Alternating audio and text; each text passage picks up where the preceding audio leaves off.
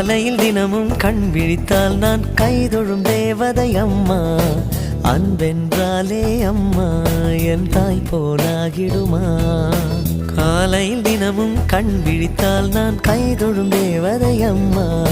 அன்பென்றாலே அம்மா என் தாய் போலாகிடுமா.